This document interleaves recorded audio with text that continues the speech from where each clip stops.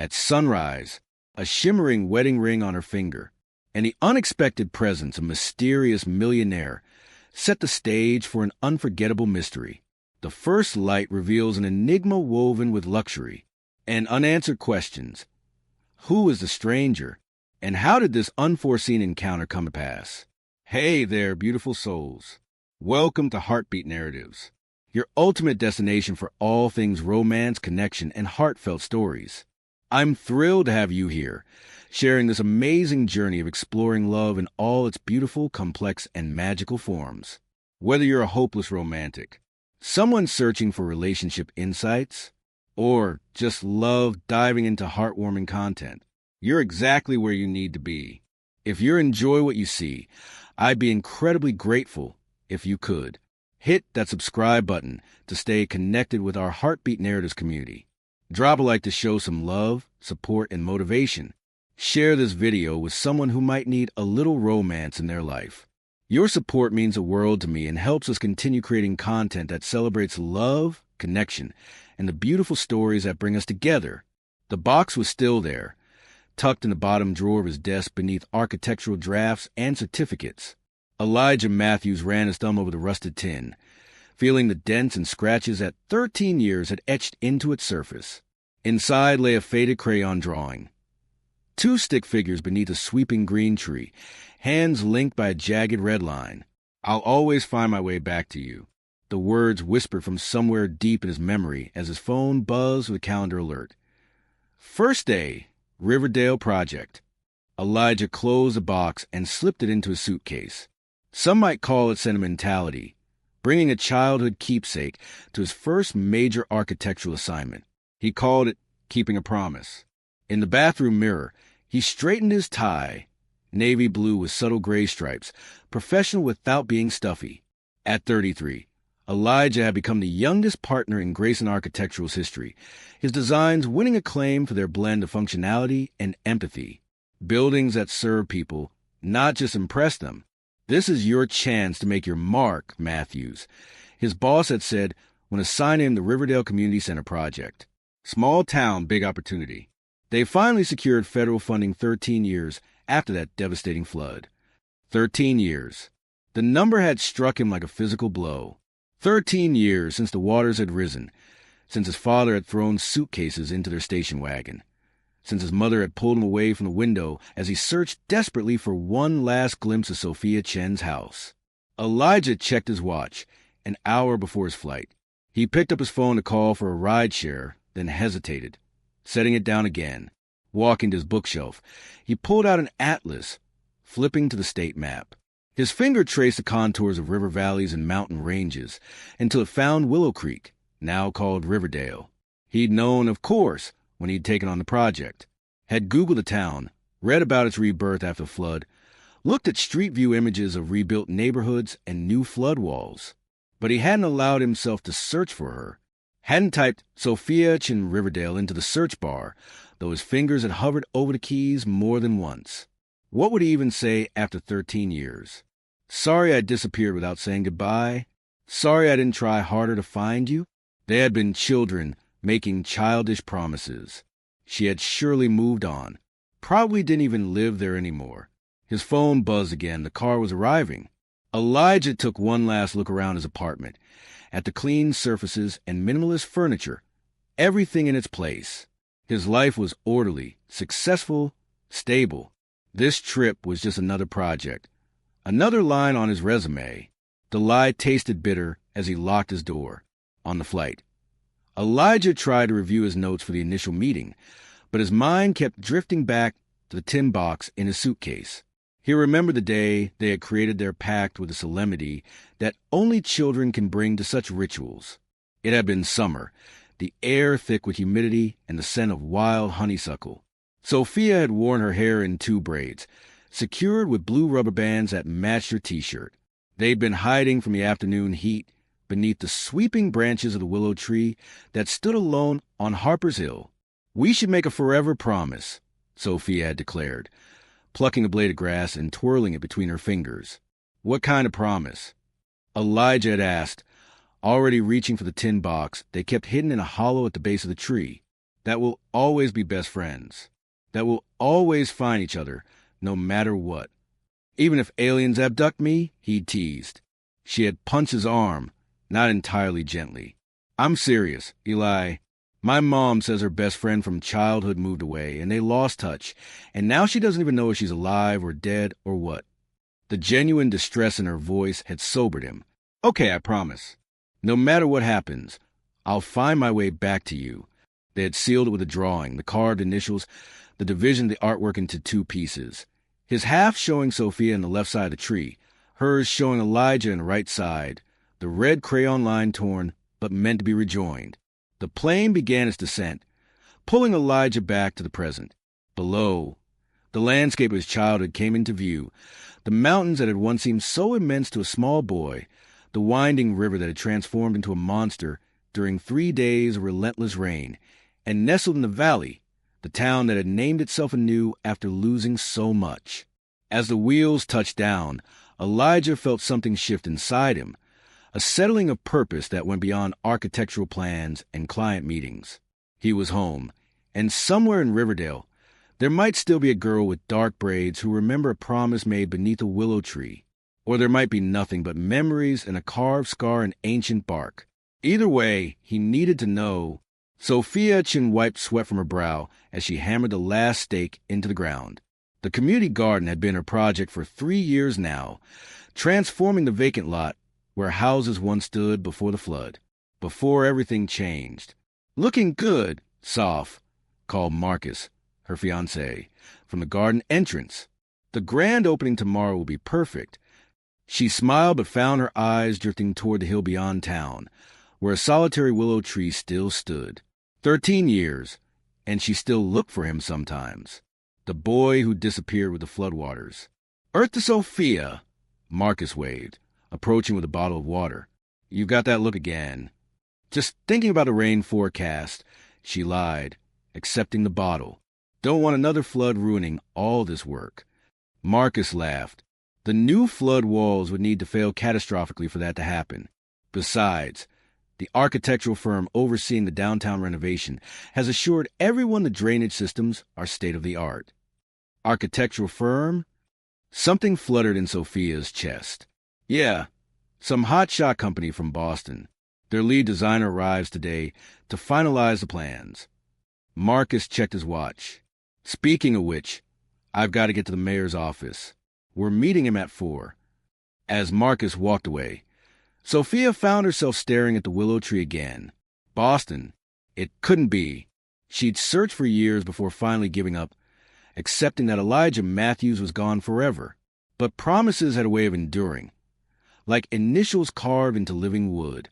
From barren ground, she had coaxed life.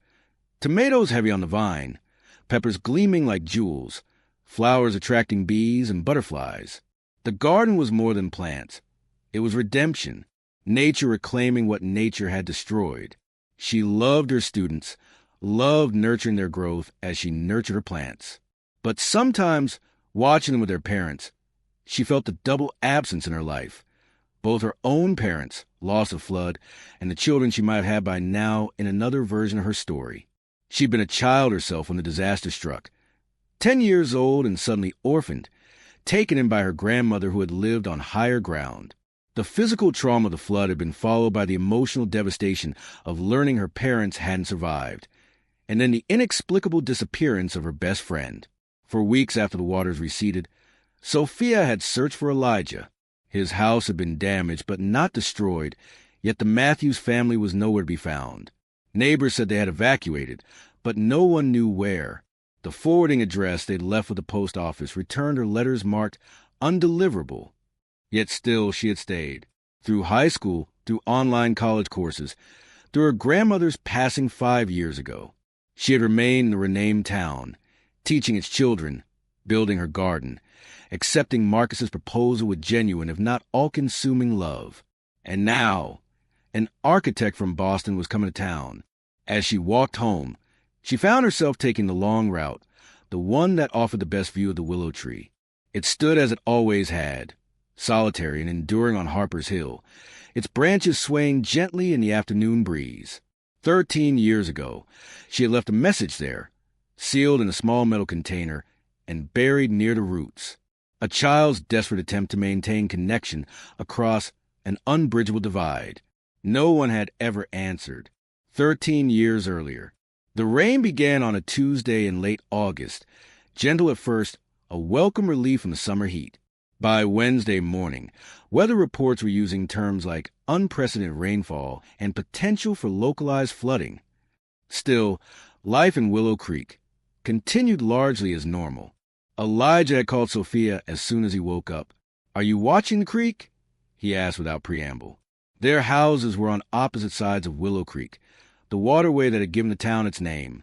"It's getting high," Sophia confirmed, peering out her bedroom window at the normally placid stream, now a churning brown torrent. "Dad says it's still within the banks, though. Want to meet at the tree later? If the rain stops." "It's not going to stop. The weather lady said it's stuck." They had made plans anyway, agreeing to meet at the willow tree if the rain let up by afternoon. It didn't. Instead, it intensified, pounding on rooftops and flooding storm drains. School was canceled for Thursday. By nightfall, the creek had breached its banks in the lower part of town. The evacuation order came at 2 a.m. Thursday. Elijah woke to flashing lights and the sound of a bullhorn. His father was already throwing suitcases into the hall closet. His mother on the phone, trying to reach her sister in Boston. "Pack a bag," his father instructed, his voice tight with controlled panic. "Essentials only. We need to leave within the hour." He had packed quickly, clothes, his Game Boy, the book he was reading. Almost as an afterthought, he'd retrieved the tin box from his desk drawer and tucked it into his backpack. Outside, the rain was a solid wall of water, illuminated by emergency vehicle lights. They had waited in a line of cars for nearly an hour, inching toward the highway as water rose around them. Through the rain-streaked window, Elijah watched houses he'd known all his life transform into islands in a growing sea. "What about the Chens?" he had asked, voice small against the drumming rain.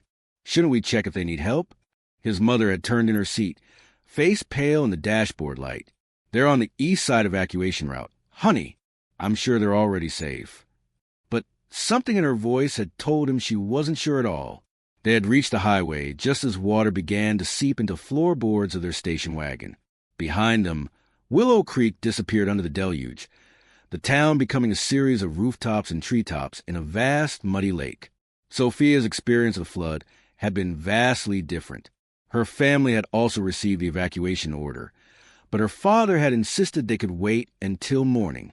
Their house was on slightly higher ground, and he wanted to secure some valuable papers from his office downtown first. "We'll leave at first light," he had promised. "Try to get some sleep, sweetheart." Sleep had been impossible with the thunder and helicopters overhead. Sophia had lain awake, clutching her half of the crayon drawing, wondering if Elijah was still in town or if his family had already evacuated. By dawn, the situation had deteriorated dramatically. Water surrounded their house, cutting off the road. They had moved to the second floor, bringing food, water, and important documents with them. "It'll recede soon," her mother had said confidently. These summer storms always blow themselves out. But the rain continued. By mid-afternoon, water was lapping at the top of the first-floor windows. The rescue boat had come at dusk, a flat-bottomed craft manned by National Guard members in orange life vests.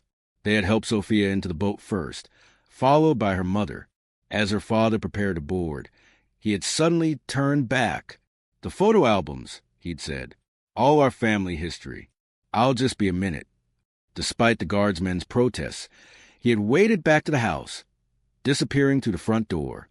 Sophia's mother had stood in the boat, calling his name, her voice rising with each unanswered cry. He had appeared at an upstairs window minutes later, waving a plastic-wrapped bundle. The relief on her mother's face had turned to horror as a terrible cracking sound cut through the rain. The guardsmen shouted warnings. The house, undermined by floodwaters, was collapsing. Sophia's last memory of her parents was her father's face at that window, his expression changing from triumph to realization, and her mother diving into the water despite the guardsmen's attempts to hold her back. Then the boat was moving away, strong arms holding Sophia down as she screamed and fought to follow her mother into the churning water. 3 days later, when the waters finally began to recede, their bodies were found in the rubble of their home, her mother's arms still wrapped around her father. Sophia, now in the care of her grandmother, had returned to the devastated town only once before the funerals, to visit the willow tree. Somehow, it still stood, though the ground around it was muddy and strewn with debris. She had buried a small metal container near its roots, containing a note for Elijah, should he ever return. Then she had pressed her palm against their carved initials and whispered, "I'm staying. Find me when you can." Elijah's rental car hummed along the highway as familiar landmarks began to appear. The mountains hadn't changed, their silhouettes etched against the sky, just as he remembered. Everything else, however, was different. Signs for Riverdale appeared where once they had read Willow Creek. The town had renamed itself after the flood, a fresh start rising from the mud and debris. Elijah understood the impulse to reinvent, to shed the weight of tragedy. Hadn't he done the same? The GPS directed him toward downtown, but Elijah took a detour. He needed to see it first, the willow tree on Harper's Hill. If it was still there. His heart quickened as he turned onto the old dirt road. Development had encroached on what was once farmland. New houses with manicured lawns replacing the wild meadows where he and Sophia had played. But the hill remained undeveloped, perhaps too steep for building. And as he rounded the final curve, he saw it. The willow tree stood taller, its branches more expansive, but unmistakably the same. Elijah parked and approached slowly, feeling like a trespasser in his own memory. The afternoon sun filtered through the cascading leaves, creating patterns on ground that shifted with the breeze. He placed his hand against the trunk, feeling the rough bark beneath his palm. And there they were, the carved initials, now stretched and distorted by years of growth. Yem plus SC. Elijah traced the letters with his finger, remembering the day they'd carved them. Sophia had insisted they use his pocket knife, her small hands wrapped around his as they pressed the blade into the bark. "Now we're part of the tree," she'd said, "and it's part of us. Forever."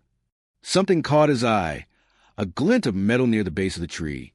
Kneeling, Elijah brushed away leaves and dirt to reveal a small metal container, weathered almost beyond recognition. With trembling fingers, he pried it open. Inside was a folded piece of paper, the creases brittle with age. He unfolded it carefully, revealing a child's handwriting in faded blue ink. "Elijah, if you ever come back, I'm still here. I look for you everywhere.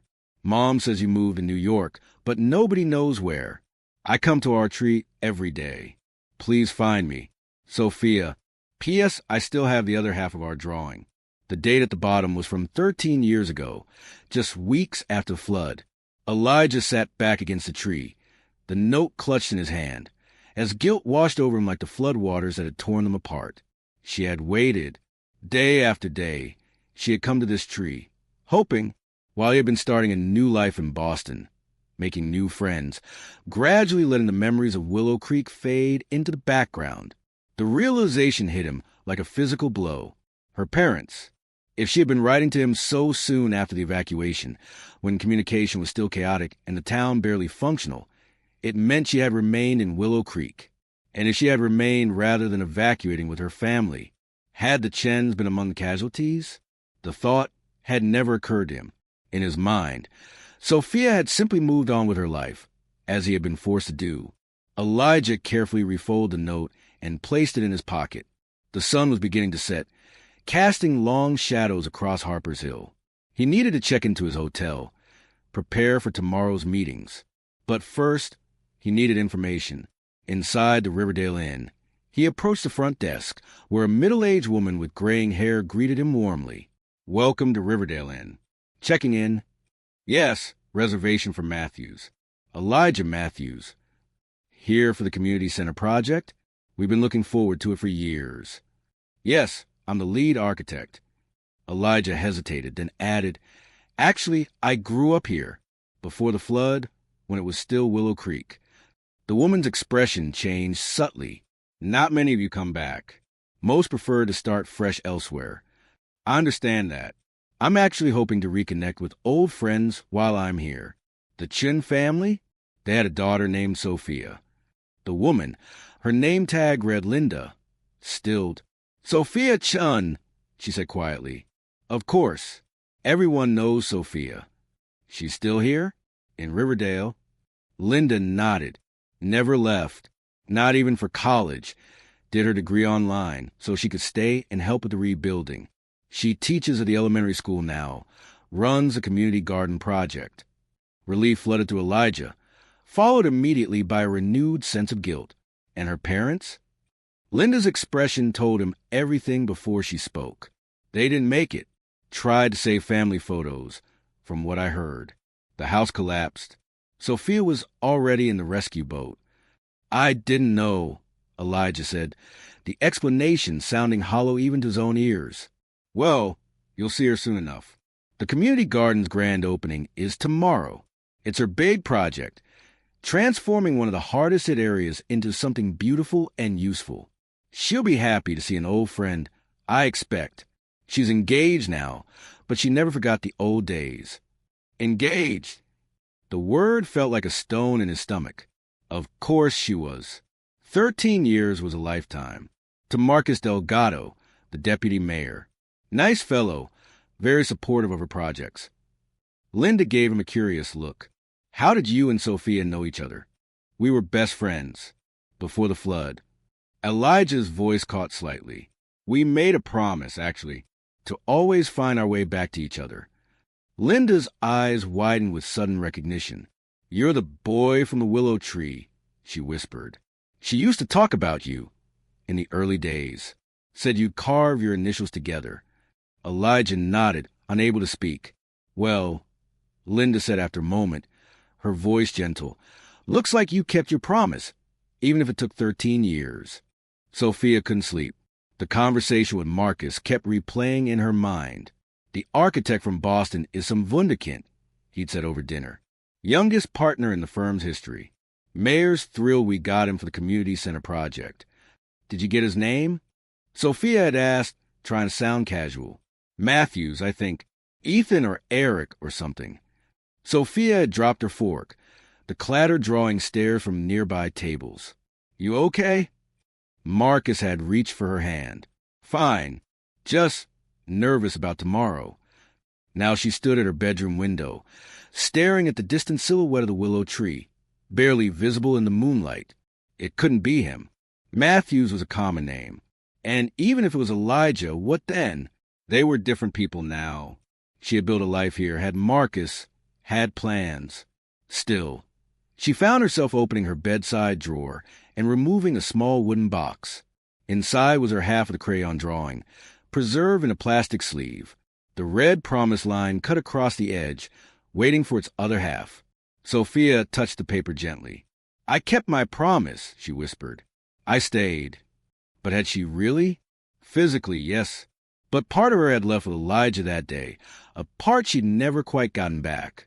Marcus was wonderful, kind, stable, supportive, but he didn't know about the willow tree or the promise, or the way Sophia still sometimes woke from dreams of floodwater with tears on her face. She had never told him the whole story. How could she explain that at 10 years old, she had formed a bond so profound that 13 years of absence hadn't diminished it? Sophia returned the drawing to its box and went downstairs, making herself a cup of chamomile tea.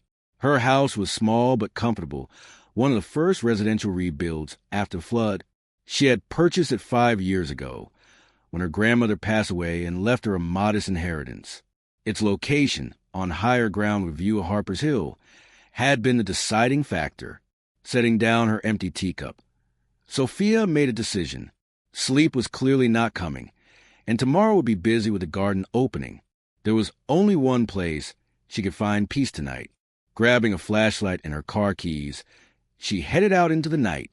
The drive to Harper's Hill took only minutes at this hour, with the streets of Riverdale deserted.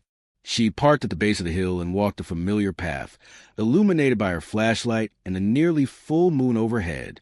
The willow tree welcomed her, its branches stirring in the gentle night breeze. Sophia settled at its base, leaning against the trunk as she had countless times before. Here, at least, she could think clearly. As she pondered, her hand absently brushed the ground where she had buried her message 13 years ago. To her surprise, her fingers met disturbed earth, loose and recently turned. Sophia's heart raced as she directed her flashlight at the spot. The ground had definitely been excavated and then roughly replaced. With trembling hands, she dug into the soil. The container was gone. Someone had found her message. After 13 years, someone had finally found it. Sophia leaned back against a tree, a laugh bubbling up from somewhere deep inside her. It could have been anyone: a child playing, an animal digging for food, a groundskeeper clearing debris.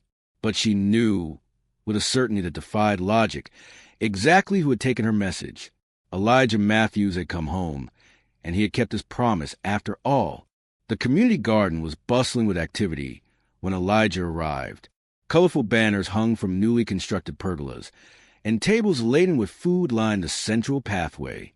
Children darted between raised garden beds filled with vegetables and flowers, while adults mingled in groups, paper plates and cups in hand. Elijah scanned the crowd, his heart pounding. He spotted her before she saw him. She stood near a podium, clipboard in hand, directing volunteers. Her dark hair was shorter now, cut in a stylish bob that framed her face. She wore a green dress with gardening boots, practical yet elegant. She was beautiful in a way that made his chest ache, familiar and strange all at once. Elijah hesitated, suddenly unsure. What right did he have to disrupt her life? She was engaged, had built something meaningful here, and he was just passing through, would be gone again in a few weeks when the project was complete. As he turned to leave, a voice called out, "Elijah Matthews?" It wasn't Sophia. A man approached, hand extended. "Marcus Delgado, deputy mayor. We're meeting later today, but I thought I'd introduce myself if you're here for the garden opening." Elijah shook his hand, recognizing the name. Sophia's fiancé. He was tall and confident, with an easy smile and firm handshake. "Nice to meet you." "Yes, I thought I'd see some of the community projects before our meeting." "Excellent. Let me introduce you to the mastermind behind this one." Marcus turned, scanning the crowd. "Sophia, come meet our architect." Elijah froze as Sophia looked up from her clipboard. Their eyes met across the garden, and the world seemed to still. Her clipboard slipped from her fingers, paper scattering across the ground. Marcus looked between them, confusion crossing his face. "Do you two know each other?" Neither answered. Sophia moved forward slowly, as if in a dream. Elijah couldn't move, couldn't breathe. She stopped a few feet away, her eyes never leaving his face. "You came back," she whispered. "I promised I would," he answered. For a moment, they simply stared at each other, 13 years of absence collapsing into a single heartbeat. Then reality reasserted itself as a small child tugged at Sophia's dress, asking a question about face painting. Marcus watched this exchange with growing understanding. "You're from before," he said to Elijah, his voice carefully neutral. "From Willow Creek." The next hour passed in a blur of speeches and formalities. Sophia spoke about the garden's significance as both practical resource and symbolic rebirth. Throughout it all, Elijah stood at the back of the crowd, watching Sophia move with grace and purpose. After the formal ceremonies concluded, Elijah found himself approached by various town officials and citizens. From the corner of his eye, he saw Marcus lead Sophia to a quiet corner of the garden. Their conversation appeared intense, with Marcus doing most of the talking while Sophia listened. Finally, Marcus kissed her forehead and walked away, passing near Elijah on his way out. "She's at the pergola," Marcus said quietly, not breaking stride. "Don't make her wait another 13 years. Elijah watched him go, a complicated gratitude rising in his chest. Then, excusing himself from his current conversation, he made his way to the far corner of the garden where a wooden pergola stood, covered in climbing roses just beginning to bloom. Sophia sat on a bench beneath it, her hands clasped tightly in her lap. She looked up as a shadow fell across her. "You found my note," she said. Elijah nodded, taking a seat beside her. "Last night, I went to the tree first thing. I knew someone had found it. The earth was disturbed." She smiled faintly. "I went there last night, too. We must have just missed each other. Story of our lives." Elijah said, The attempt at lightness falling flat. Silence stretched between them, filled with unasked questions and unspoken apologies. Your parents? Elijah finally asked, though he already knew the answer. The flood, Sophia confirmed. They went back for photo albums. The house collapsed. She paused. I lived with my grandmother until I was 18. She passed 5 years ago. I'm so sorry, Sophia. I didn't know. How could you? We lost touch so completely. There was no accusation in her voice, just a statement of fact. I tried to find you, Elijah said, needing her to understand. Wrote letters that came back undeliverable. By the time social media became a thing, it felt too late. I looked for you too. Nobody seemed to know where your family had gone. Someone said New York, but I could never find any trace. Boston, Elijah corrected. My aunt lived there. We stayed with her until my parents found jobs and an apartment. Another silence fell, more comfortable this time. Around them, the garden hummed with life, bees visiting flowers, children laughing, conversations flowing. This is amazing, Elijah said, gesturing to encompass the garden. You created something beautiful here. Sophia's smile was genuine this time. It helped, having something to nurture, after losing so much. She hesitated, then asked, And you? You're a successful architect now. Youngest partner at the firm, Elijah confirmed. This is my first major project lead, though. The community center means a lot to Riverdale. We've been waiting years for funding. I'll make sure it's worthy of the town. Elijah paused and added, Of what you've built here. Sophia studied him, her dark eyes thoughtful. Marcus and I broke up, she said suddenly. Elijah's heart stuttered. Just now? Because of me? No. Well, not entirely. She sighed. He's known for a while that there was something unresolved in my past. He said seeing us together just confirmed what he'd always suspected, that I never fully moved on. Sophia, I didn't come here to disrupt your life. If there's any chance of fixing things with Marcus, there isn't. Her voice was firm. And it's not just about you. It's about me being honest with myself. Marcus deserves someone who can give him their whole heart, not someone who's been keeping part of it in a box for 13 years. Elijah understood the reference immediately. You still have your half of the drawing. She nodded. Do you? In answer, Elijah reached into his jacket pocket and withdrew his half, carefully preserved despite the years. Sophia's eyes widened. She opened her purse and removed a small wooden box, from which she took her own half, equally well preserved. They held them side by side, not quite touching. The torn edges aligned perfectly, the red crayon promise line, connecting their stick-figure hands across the divide. I never thought we'd actually do this, Sophia said softly. I kept it as a reminder, but I never really believed. I know, Elijah said. It seems impossible after all this time. And yet here we are. After the garden opening, Elijah had his meeting with the town council. The community center plans were well received, with only minor adjustments requested. Throughout the presentation, he was acutely aware of Sophia sitting in the back row, her presence both distracting and grounding. When the meeting concluded, she was waiting in the lobby. Would you show me around town? Elijah asked. I'd like to see what's changed, what stayed the same. They drove slowly through Riverdale, Sophia pointing out landmarks both old and new. The elementary school had been rebuilt on higher ground, a modern facility with large windows. Downtown featured a mix of restored historic buildings and contemporary structures. This was all underwater, Sophia said as they passed the town square. When the waters receded, there was nothing but mud and debris. Most people thought the town was finished.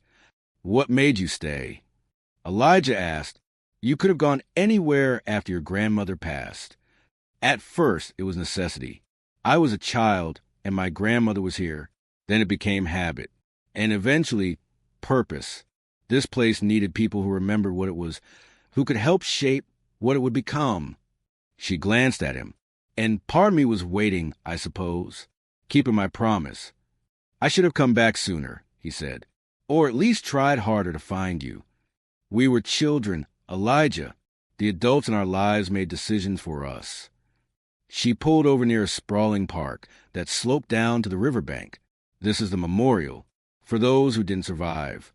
They walked together to a curved wall of polished granite. Names were etched into its surface, hundreds of them.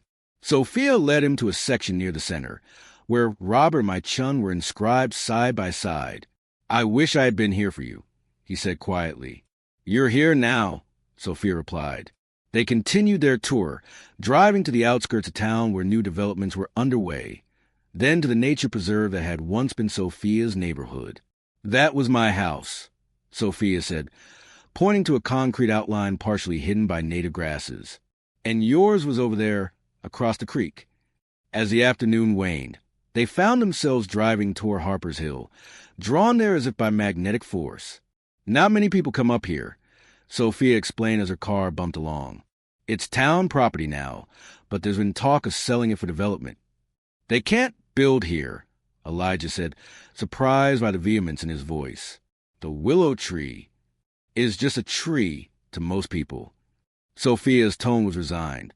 "I've been fighting it, but budget constraints are a powerful counterargument." They parked at the base of the hill and walked up together. The willow stood as it had the day before, its branches swaying gently in the late afternoon breeze. Sophia ran her hand along the trunk, finding their carved initials with practiced ease. "It's grown so much. The initials have stretched. Like us," Elijah said, "changed but still recognizable." They settled at the base of the tree, leaning against its trunk as they had countless times as children. For a while, they sat in companionable silence, watching the sun begin its descent toward the mountains.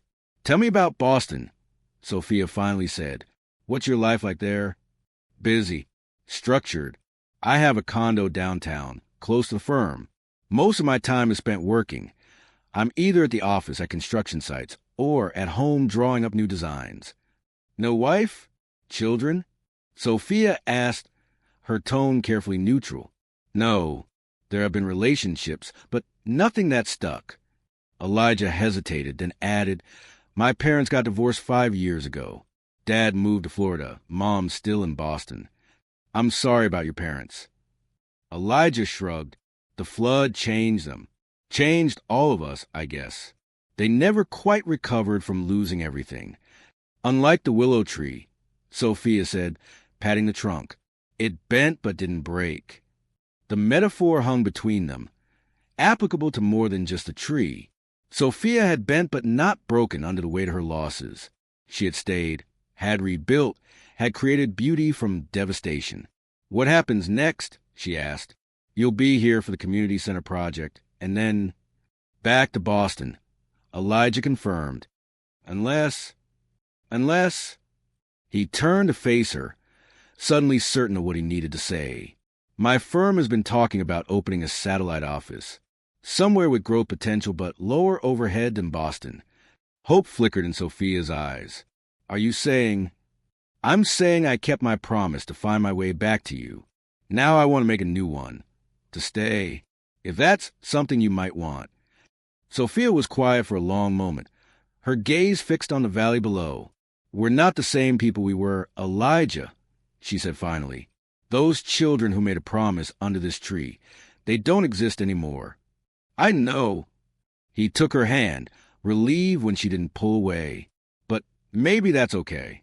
Maybe we can get to know who we are now, see if there's still a connection worth building on." She looked down at their joined hands, then back at his face. "I'd like that," she said simply. The next few days brought a new rhythm to Riverdale. Construction began on the community center, with Elijah overseeing the work. Sophia continued teaching and tending to the garden, but now there were coffee meetings and lunch breaks, conversations that stretched into the evening as they rediscovered each other. They were careful, both aware of the complexities of their situation. Sophia was newly single after ending a serious relationship. Elijah was still technically a temporary resident with a life established elsewhere, and 13 years of separate experiences stood between them, a gap that couldn't be bridged in a matter of days. Yet there was an undeniable ease between them, a familiarity that transcended the years apart. When they talked, Conversations flowed naturally from childhood memories to present concerns to future hopes. A week after the garden opening, Elijah invited Sophia to dinner at his hotel's restaurant. Not a date, he clarified, just a chance to talk without interruptions. Sophia arrived wearing a simple blue dress, her hair loose around her shoulders. "This feels strange, doesn't it?" she said as she sat across from him, "like we're playing grown-up versions of ourselves." Elijah laughed. "Exactly. I keep expecting someone to tell us we're out past curfew." They ordered wine and appetizers, falling into conversation about the community center progress. Elijah had made some design adjustments based on Sophia's suggestions, incorporating elements that honor the town's history while embracing its future. The council loved the revisions, he told her, especially the water feature in the entry plaza. "It makes sense to acknowledge the flood rather than pretend it never happened," Sophia said. "It's part of who we are now." "Who we are," Elijah repeated thoughtfully. "That's something I've been thinking about a lot lately. How much of who we become is shaped by where we've been. And who we've known," Sophia added. "I've always wondered how different I might be if the flood hadn't happened. If my parents had lived, if you had stayed. Do you think you would have left Willow Creek eventually? For college, maybe?" Sophia considered this. "Probably. My parents valued education highly. They would have encouraged me to go somewhere prestigious, expand my horizons. Instead of teaching third grade in your hometown." "I love teaching," Sophia said defensively. "It wasn't a consolation prize." "I didn't mean it that way," Elijah assured her. "I just meant that our paths take unexpected turns." As they ate, Elijah found himself studying Sophia's face, noting the subtle changes that adulthood had brought. The fine lines at the corners of her eyes when she smiled, the confidence at her shoulders, the thoughtful way she listened when he spoke. "I've been carrying this with me everywhere since I arrived in Riverdale," Elijah said, reaching into his jacket pocket and withdrawing his half of the crayon drawing. Sophia's eyes widened. After a moment's hesitation, she opened her purse and took out her own half, preserved in its plastic sleeve. She removed it carefully and placed it on the table beside Elijah's piece. Together, they slid the halves toward each other until the torn edges met. The image was complete once more. Two stick figures beneath a green willow tree, hands connected by a jagged red line that now ran seamlessly across the tear.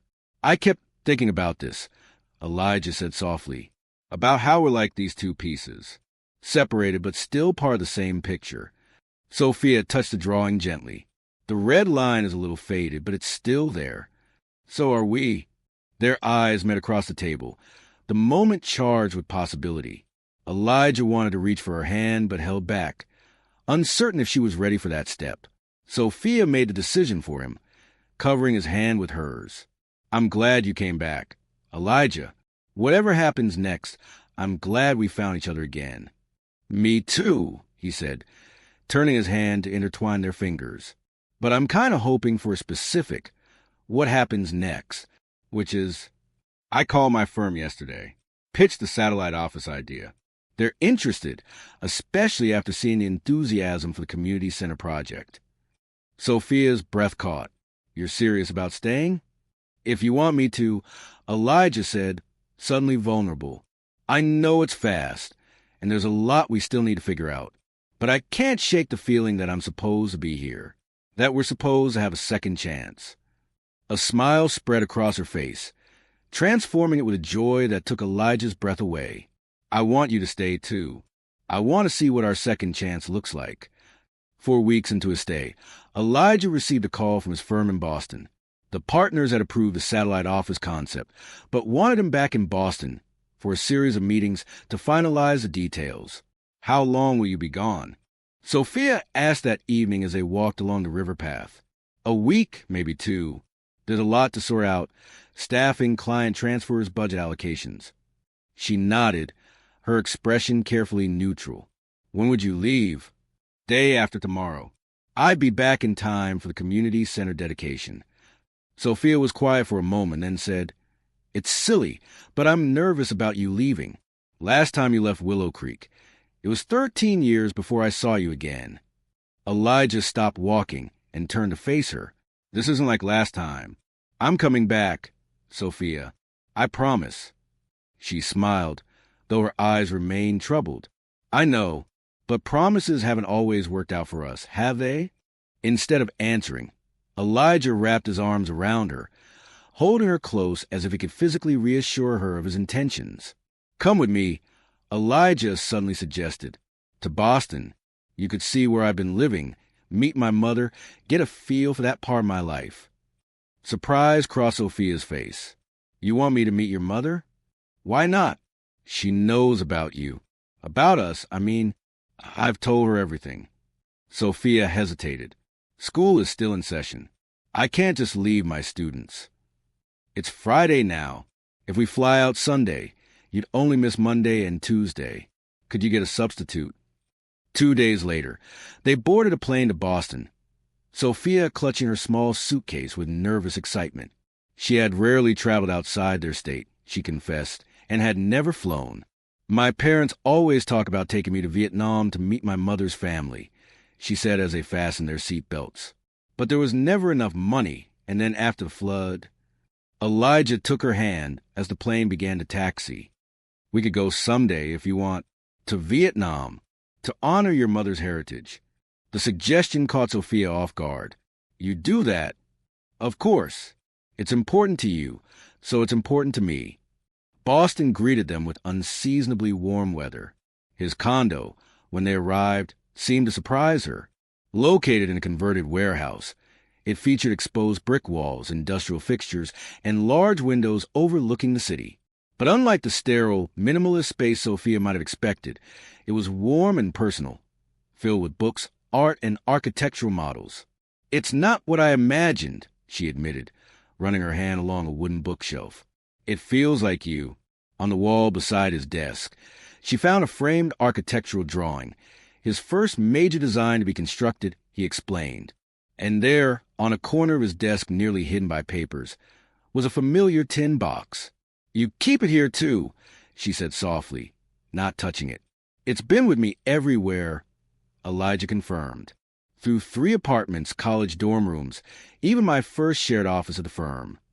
The admission seemed to touch Sophia deeply. She turned to him, something new in her eyes, a certainty that hadn't been there before. I believe you now, she said, about coming back to Riverdale. Elijah crossed the room to stand before her. What changed your mind? Seeing this place, your life here. It's real and established and successful. You're not just running from something or having a nostalgic phase. You'd be giving up something genuine to move to Riverdale. Not giving up, Elijah corrected. Trading. One good life for another, potentially better one. Sophia placed her hands on his chest, her eyes searching his face. With me? With you, he confirmed. They had dinner with Elijah's mother, Patricia, at her Cambridge apartment. She welcomed Sophia warmly, though her initial surprise at seeing her son's childhood friend all grown up was evident. Elijah's told me so much about you, Patricia said, both recently and over the years. We were inseparable, Sophia agreed, until the flood. A shadow crossed Patricia's face. That terrible time.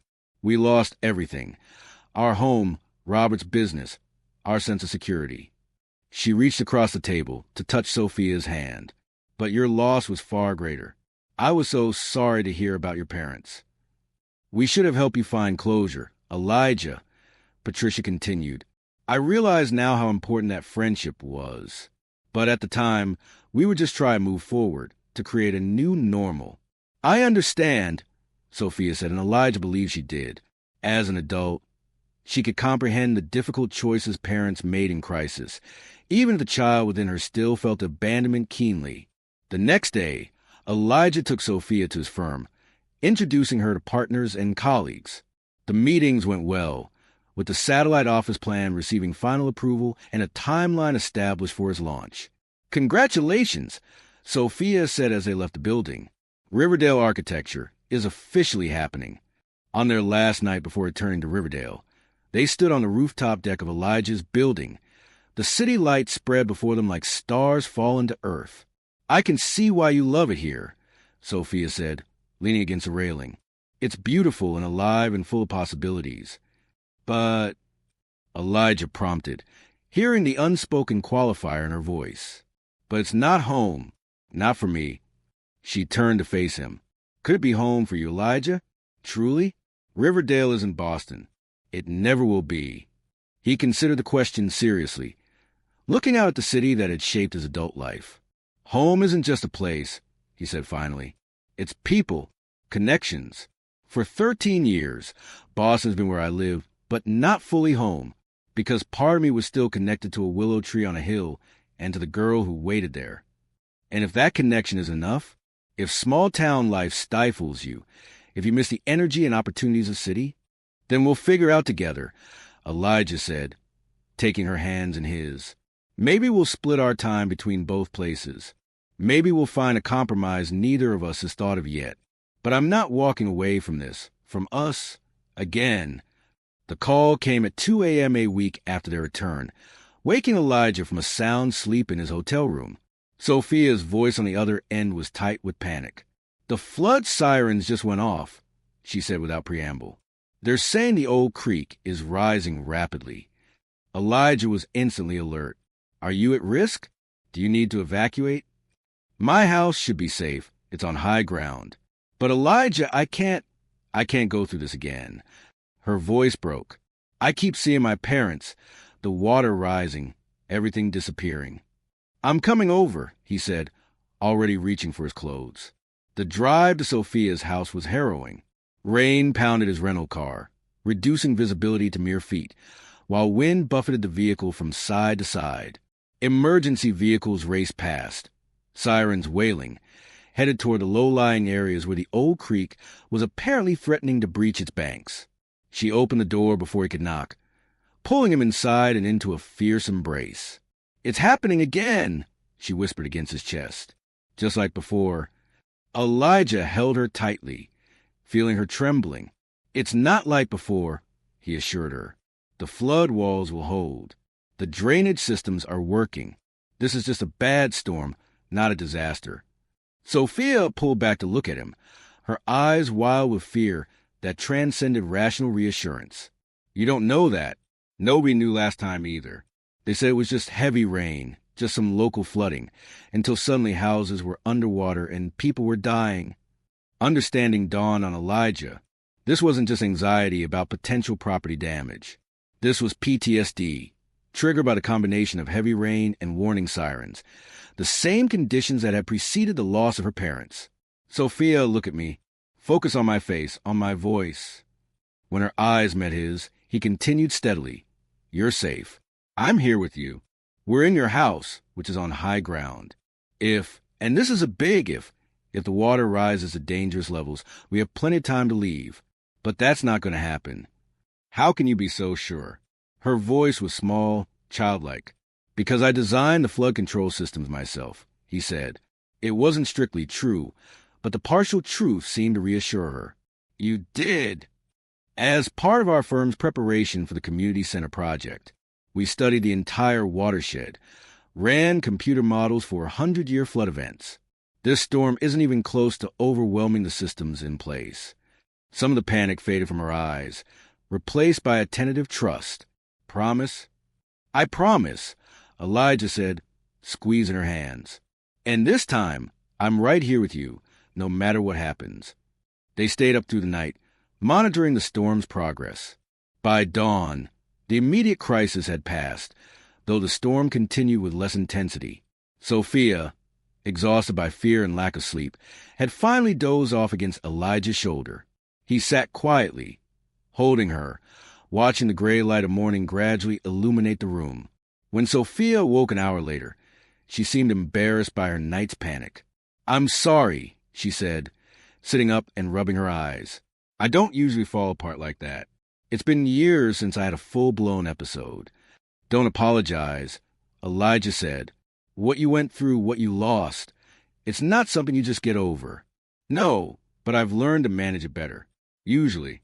She glanced toward the window, where rain still streaked the glass. This storm, combined with everything else happening, you coming back, Marcus and I breaking up, all the changes, it just overwhelmed my coping mechanisms. Elijah nodded understanding. Have you ever talked to someone? Professionally, I mean. After the flood, yes. There were counselors at the shelter and later at school. My grandmother arranged for private therapy too, until the insurance ran out. I thought I was past the worst of it. Apparently not. Maybe it's time to try again, Elijah suggested gently. Not because there's anything wrong with you, but because you've been carrying this alone for a long time. Sophia considered this, then nodded slowly. You might be right. I owe it to myself, and to us, if we're really going to build something together. The community center dedication was scheduled for a Sunday afternoon in late spring, exactly 6 weeks after Elijah's arrival in Riverdale. The building stood complete, a modern structure of glass, stone, and sustainable materials that somehow managed to honor the town's history while looking firmly toward its future. Inside, spaces flowed together organically, a large multipurpose room for community events, smaller meeting rooms for clubs and classes, a state-of-the-art kitchen for cooking demonstrations and communal meals, a technology center for those without home internet access.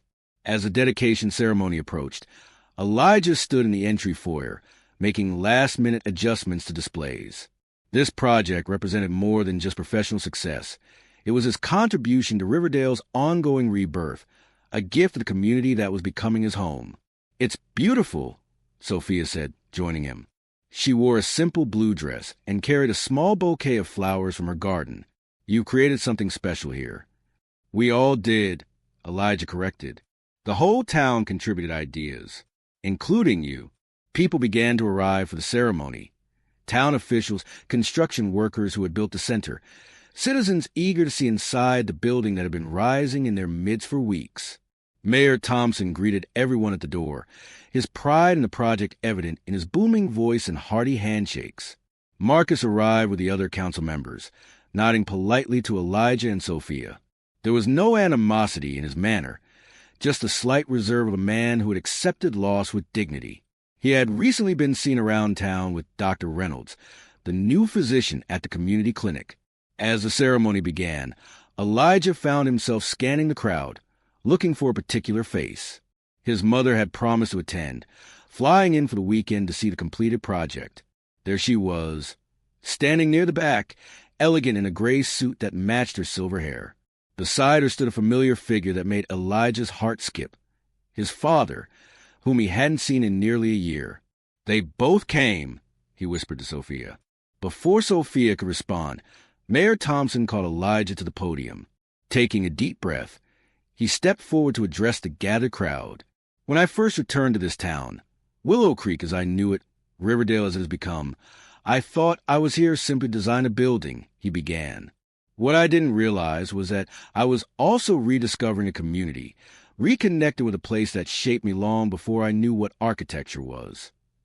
He spoke of resilience and rebirth, of how the town had transformed tragedy into opportunity. He acknowledged the losses, lives, homes, history, while celebrating what had been created from those ashes. And he thanked the community for welcoming him back, for allowing him to contribute to their ongoing story. After the formalities concluded, people dispersed throughout the building. Elijah made his way to his parents, who stood awkwardly together near a display of historical photographs.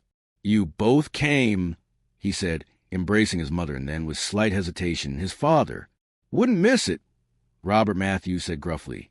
First major project lead. Important milestone. I'd like you to meet someone, Elijah said, turning to find Sophia already approaching. This is Sophia Chun. Sophia, my parents, Patricia and Robert Matthews.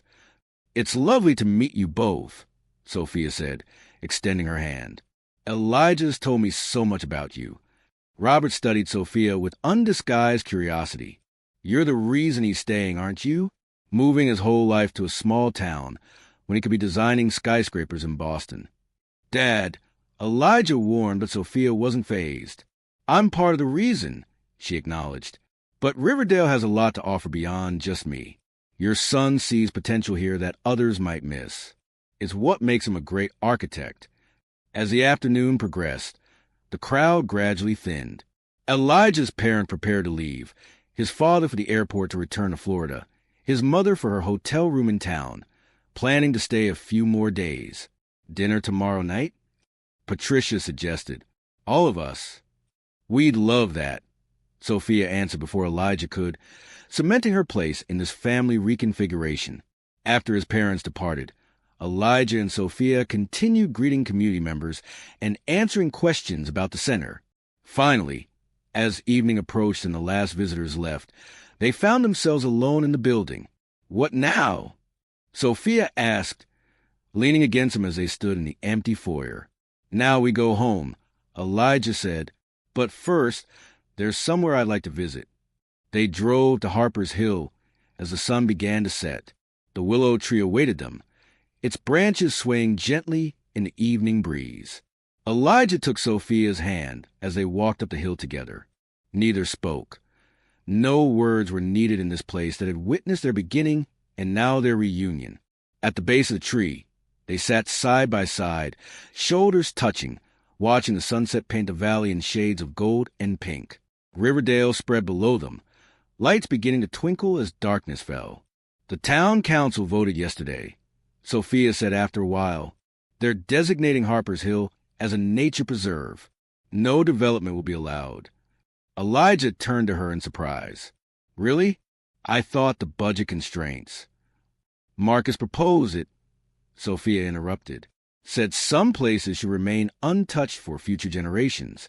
She smiled softly. "I think it might have been his way of giving us his blessing." From his pocket, he withdrew the tin box that had traveled with him for 13 years. Beside him, Sophia produced her wooden box, containing her half of their childhood drawing. Together, they opened the containers and removed the torn halves, holding them side by side in the fading light. The edges aligned perfectly, the red crayon promised line, connecting their stick figure hands across the division. "We should frame this," Elijah suggested. "Both halves together in one frame." "I'd like that," Sophia agreed. "A reminder where we started." As darkness settled around them, stars appearing overhead and the lights of Riverdale glowing below, Elijah turned to face Sophia fully. "I've been thinking about promises," he said, taking her hands in his. "About the one we made as children, and the one I want to make now, as an adult who understands what it truly means." Sophia's eyes widened slightly. "Elijah, I'm not proposing."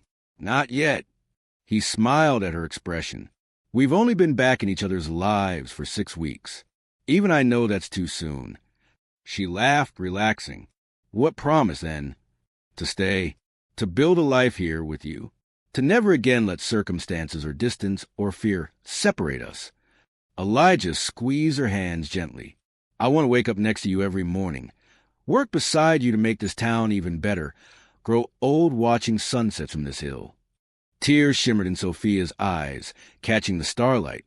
"I want that too," she whispered, "more than I've ever wanted anything."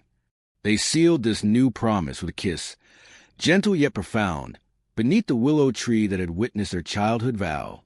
And as they held each other in the gathering darkness, both felt the completion of a circle begun 13 years before. Later, as they walked hand in hand down the hill toward their waiting car, Sophia paused to look back at the willow, its silhouette black against the night sky. "We should bring a pocket knife next time," she suggested. "Add today's date beneath our initials." Elijah nodded, understanding the significance of the gesture, and maybe an infinity symbol. "Perfect," Sophia agreed, "because some promises are meant to last forever." Together, they continued down the path, leaving the willow tree to its solitary watch over Harper's Hill. Behind them, carved into living wood, their initials remained stretched and distorted by years of growth, but still legible, still connected, still a testament to a promise made and finally, wonderfully kept.